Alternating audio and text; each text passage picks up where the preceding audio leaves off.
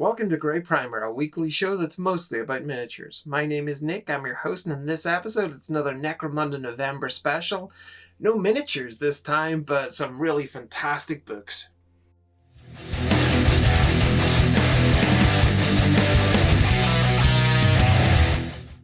One of the things I've been appreciating most about Necromunda as I've been digging into it all through November is the quality of the artwork in like the box art and the actual sculpting of the miniatures.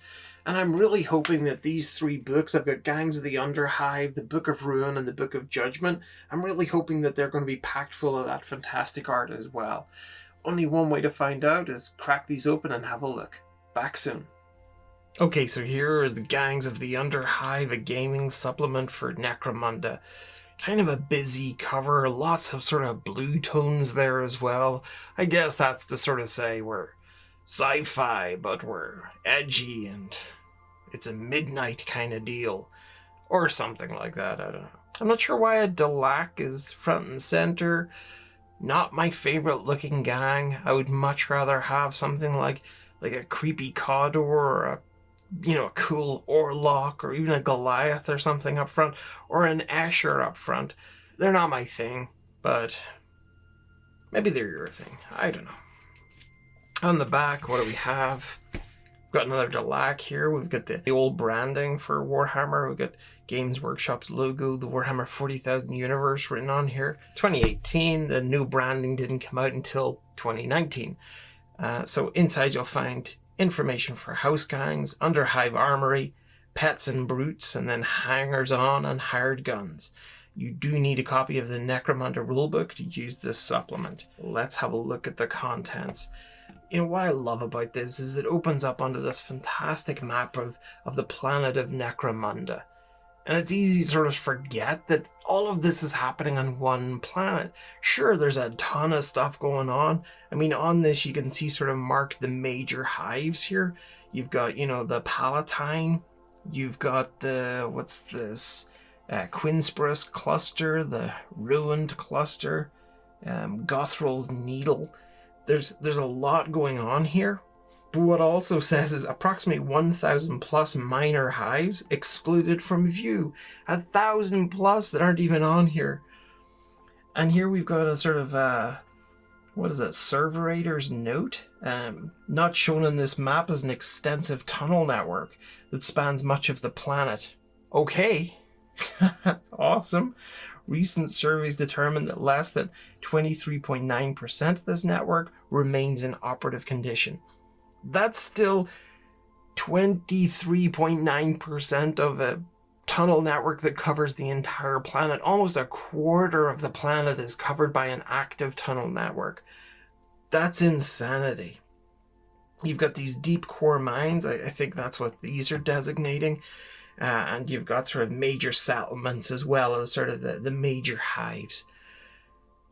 Just fantastic. Fantastic. I love this sort of Aquila across the top here as well. And yeah. And another nice thing at the start. Obviously, I'm not going to go into this detail with every one of the books because they'll probably have some similar features. Maybe they won't. Maybe this will be a 3-hour video.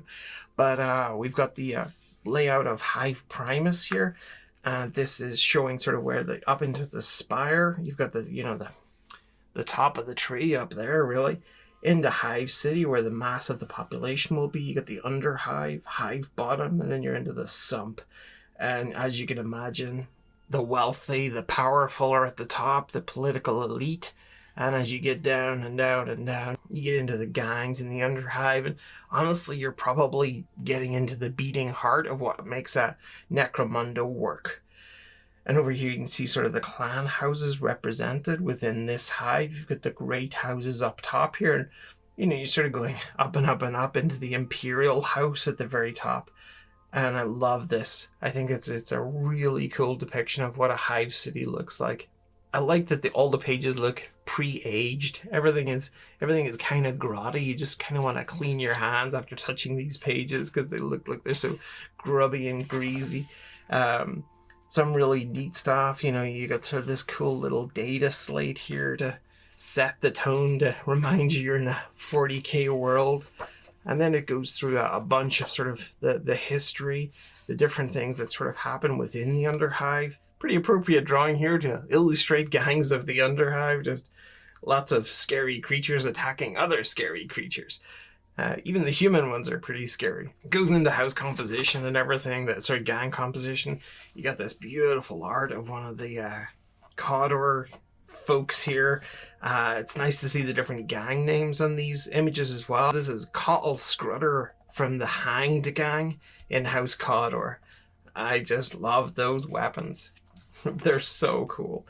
And look at this, these infected boils in the back of his hand as well. Rusty looking prosthetic there. I did enjoy unboxing House Cawdor. They were kind of cool. I'll put links to everything down below, and you'll also have a link to the playlist there as well, so you can have a look at all of the Cawdor stuff. And then it goes into all the equipment lists, and this is probably my favorite pages here within this book, is showing just all of the different weapons available to House Cawdor. And I think it's so cool that they try to replicate the Adeptus Custodes weapons, the Protectors of the Emperor. They do it in their own kind of almost orcish, cobbled together way, but they are really just trying to say that's how loyal we are. Our weapons are just like the Custodes weapons. Spoiler, they are not just like the Custodes weapons. I think if the Custodes saw these weapons, they would be burning them for heresy. The people, not the weapons. Well, they probably burn the weapons as well. And then when we were into sort of the sci-fi goths of the piece, the Delaque. It says they're unsettling, but I kind of just don't get it. I mean, the Slytherin badge here is pretty cool, but the design just doesn't do anything for me. The eyes are kind of like Donald Gleason's character in Dread. And yeah, no, it just kind of falls a bit flat for me. This is kind of too much like a gray alien, like the abducting aliens from the likes of X-Files and stuff. This looks like a kitchen sink rather than a roulette table. Just really not my favorite gang. I think they got some pretty cool weapons. Yeah, they definitely do. They've got that sort of clean sci-fi look to them, which is neat. This one looks like a super soaker though. And a few of them look like Nerf guns, but these have suitable levels of lethality. Then we're into House Escher, and now we're back into sort of a strong thematic presence that kind of stands on its own 2 feet. Loving this sort of purple and black tiger stripe going on here. These amazing sort of headdress and the feathers. And really it just sort of screams of really strong tribal identity. Jera the Stalker from the Weird Sisters gang in House Escher. Too cool. And some really wicked weapons, especially this chainsword. That is just incredible. Absolutely love this design. All of this kind of axe head at the end of it. And the ornate design in here.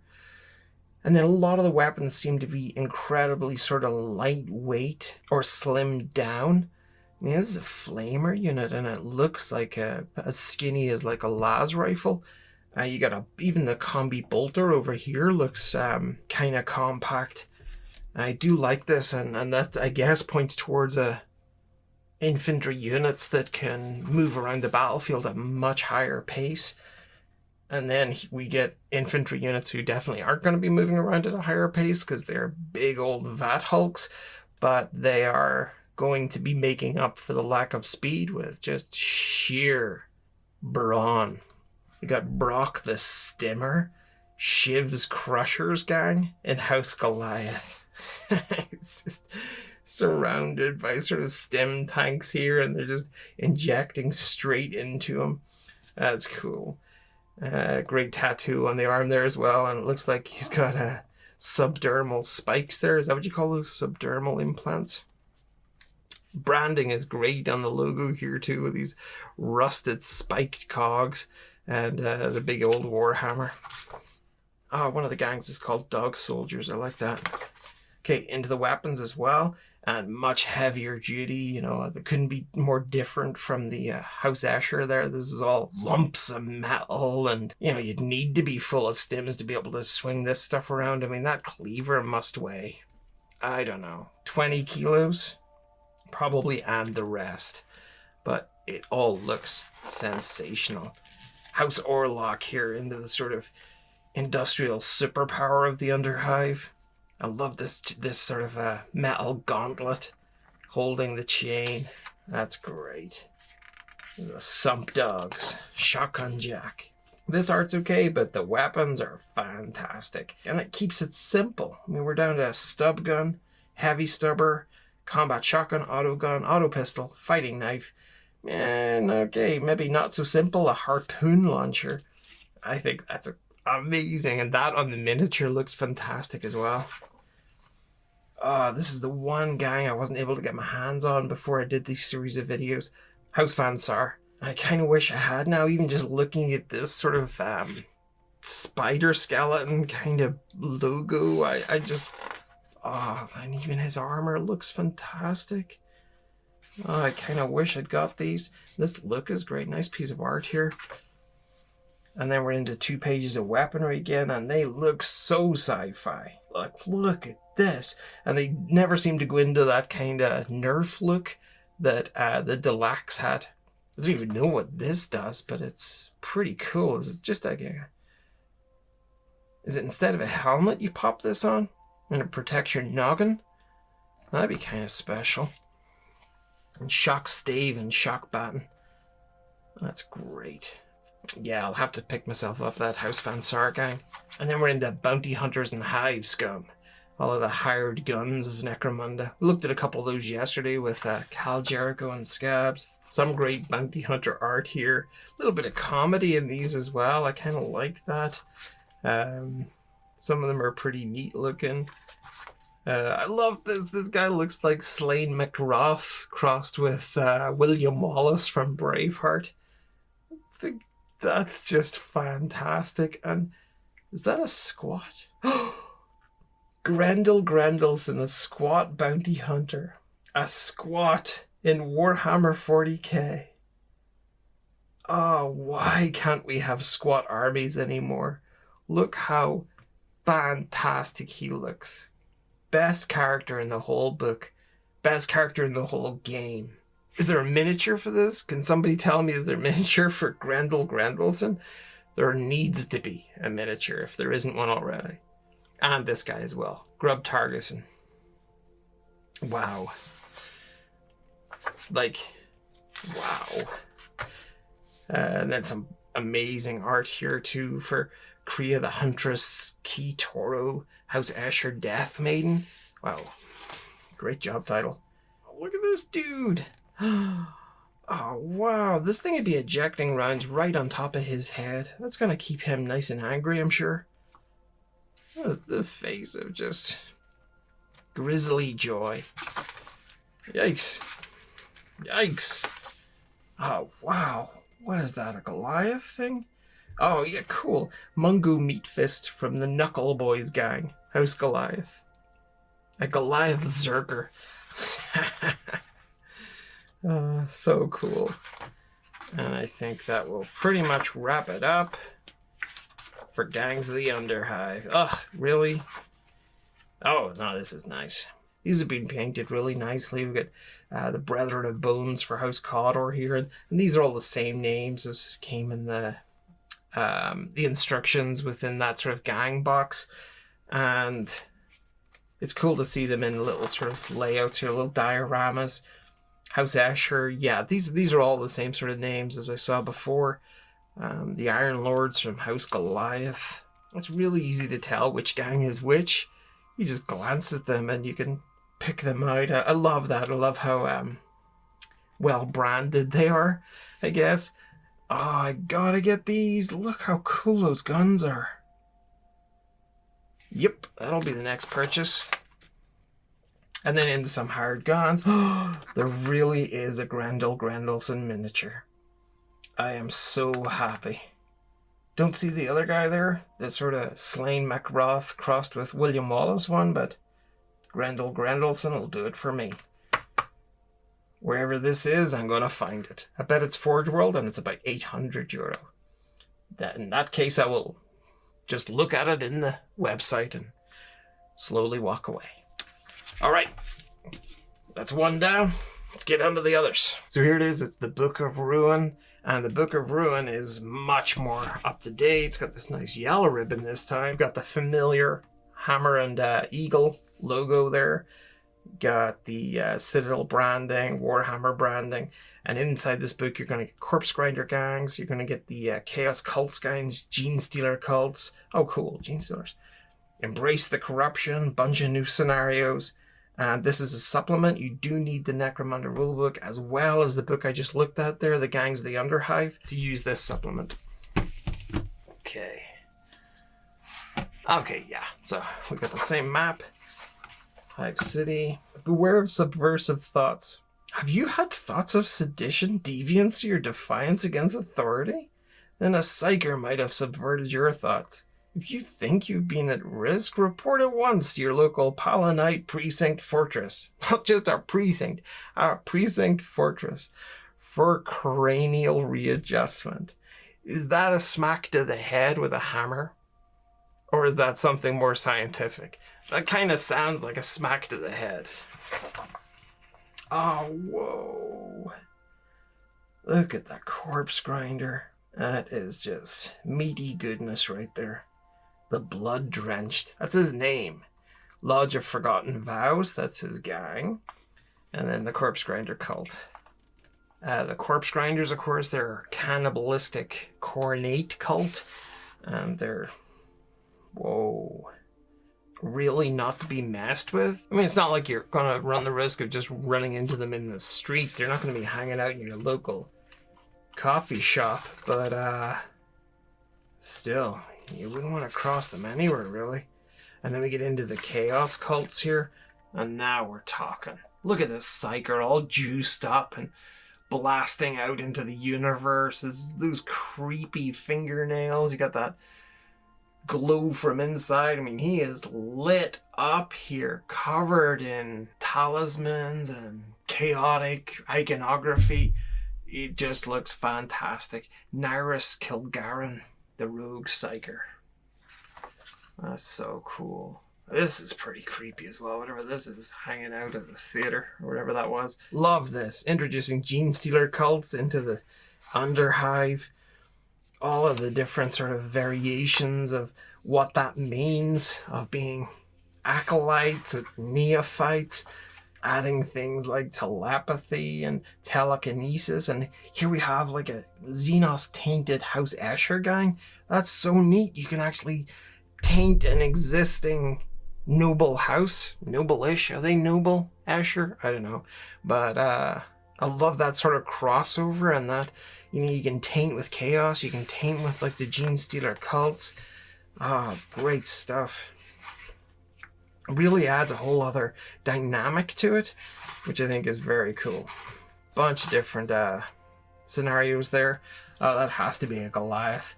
How cool is he? His name is Nrug. Maybe the N is silent. Broken Hammers gang. Outlawed House Goliath gang. Okay, so these are outlaws as well. Brilliant art here. Another House Escher. Scarlet Pack. That's their gang name. Sawtooth Urella. Into a bunch of scenarios here. Not much in the way of art until we got to here. And Jorth Slither, the Hive Scum. That is just graphically gross. Which of course means that I absolutely love it. That face. Into some more campaigns. Wow. This piece of art travels across these 2 pages. I hope you see the lack of head here and think, oh yeah, it's over here. That's where it ended up. And he's looking over at it like, I only tapped you, mate. Another one of the corpse grinders. They're fast becoming my favorites, and normally I don't really like Khorne, but this art is kind of warming me to it.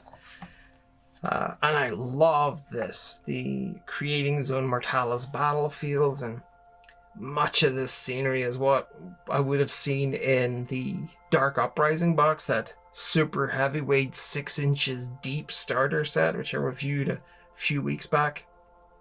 It's so cool to see it all laid out like this. And I think that it just gives that real feel of the claustrophobia, but also the multi-level battlefields of Necromunda. And each of these sort of images, which is just taken within this hive layout, they just look amazing. They look like self-contained little dioramas. Too cool. And we get some great images from the corpse grinder cult at the back there. Nice. And finally, we have the Book of Judgement. The law has come to town, and the law looks mean. I'm loving this heavy-duty armor, the touches of yellow within all this blue steel to really just give it that fantastic contrast, and they'd be easily identifiable as well if they're walking down the street, which is what you need to be, I guess, if you're on patrol. I think this is the officer number here. Oh, looks like he's got little built-in torches there on either side of his head. That's kind of neat. And then on the back, yep, so inside you'll find crime in Necromunda, Palanite enforcers, criminal alliances, oh cool, and then some campaigns, and then details on the black market. Oh, fantastic. New Warhammer logo, of course, and I think this book came out last year. And again, you'll need the Necromunda rulebook as well as the Gangs of the Underhive supplement in order to use this. No image of the hive this time. We're just straight into sort of miniatures images. Discarded helmet. I'm kind of hoping that's not got a head in it like the last one we saw lying on the ground. And then we've got this nice data slate as well. I just love this pale green on dark green. I think that's really neat. Lord Helmar reminds citizens to familiarize themselves with the laws of their sector. Ignorance is no shield against the wrath of the Palanite enforcers, nor are habwalls, sanitation servitors, flak armor, or the bodies of law-abiding citizens. The bodies? Really? Citizens found to be breaking the law will be made an example of. Citizens are reminded that failing to bear witness to a lawbreaker being made an example of is in itself a crime, and guarantees a front row seat for the offender the next time the Palanite enforcers are conducting punishment protocols. It's a crime not to look at someone being punished. If you ever doubted this was an imperial-ruled world, there's your proof. Oh, there's another bit of proof. That's just fantastic. And yeah, I will fully admit that I did not realize this logo was actually a combination of an aquila and a skull. I only ever saw the skull for the first while.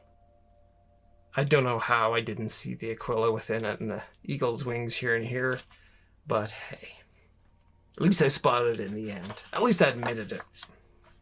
Okay, so we go through the different sort of criminal alliances and stuff. That was a sort of an overview of crime and punishment and the Underhive there to start. The alliances are really cool. Alliances between different gangs, and there are obviously going to be issues there that you've got to keep a check on. Stuff can fall apart when you're allied with bad guys, or like when you have to you test the alliance here, and if you've had to test the alliance a few times, you've got to keep adding ones for each time you've tested, so always increasing the chance that the alliance is going to fall apart. I think that's really neat. You know that you're sort of treading on thin ice the entire time you're allied up there. This art is fantastic.